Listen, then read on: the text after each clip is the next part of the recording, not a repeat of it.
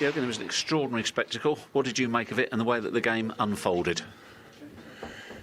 Yeah, somehow a little bit typical for us this season, and I would say for Arsenal as well, that they have an open game, completely open, and they score with the first situation, and then not too long after they score a second one.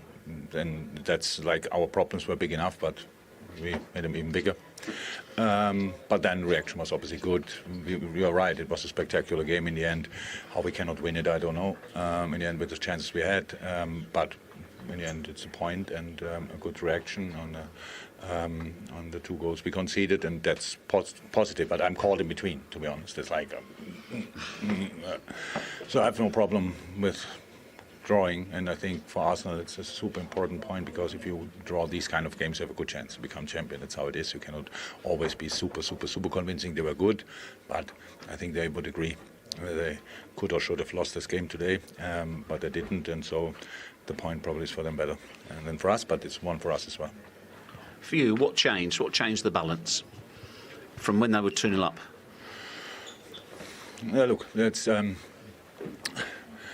we had before moments. We had before chances, situations where we came through, where we just didn't finish the situations off. Again, slightly typical, because you would say they are flying, so they score with the first. It was like, don't even know now if it's an own goal or Martinelli touched the last moment or whatever.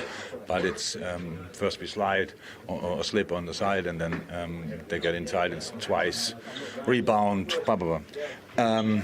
Yeah, the goal we scored obviously helped massively. So we were in half-time and know, okay, this game is not over. Maybe it didn't even really start. So for us, at least, we can now really put an extra shift in. It's what we did. Anfield was there. It was a sensational atmosphere. Then we missed a penalty in a good moment to get the equalizer. Much more time than after our actual equalizer. And even now that we had chances. So it was, I think it was a moment where we could say, if we hypothetical, but a good chance to turn the game. But that's football, it's life, that can happen. And so we just kept going, and we were much higher in the last line, which is super important. I know people would say, oh, yeah, but the ball's in behind, yes. But we only can put pressure on the guy on the ball when we are generally more compact, means when we are closer to the situation. If the first line is not there because the last line is too deep and the midfield is too deep, then they chip the balls anyway there, because we cannot wait at our own box.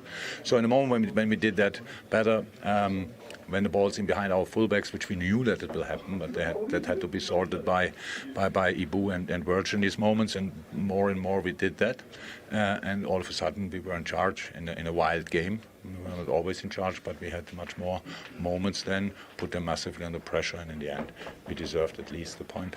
How much was the fact that you didn't take all 3 points down to Aaron Ramsdale? He was named player of the match. Yeah, okay, that one save, I think especially from Mo, that was exceptional. I think if Ibu uses his head, then the ball goes under the crossbar, so then it's a goal. Like, he cannot be there, but the way maybe Ibu slipped, I have to watch it again. But say he had the chance, was just there. So, but yes, he was exceptional. Today was almost a thumbnail sketch. You saw some of the things you've not been so well this season, and you also saw some of the very best of your side today. Yeah, absolutely. So it's again, I said last week after the Chelsea game, it was a step in the right direction. It's the next step, definitely. So, but now we have a lot of time to prepare the Leeds game, and that's what we'll do. That's what we'll do, and we'll put all the effort and all the passion already in the training sessions, and we make sure we are ready. Lastly, a highly unusual incident. The PGMO have said that they are going to be reviewing the footage. Andy Robertson claimed that he was struck by the linesman at half-time. What do you know about it, and what can you tell us? Nothing. I know that it obviously happened, but I didn't watch it because in these situations, if it happened, then if Robo says it, then it happened.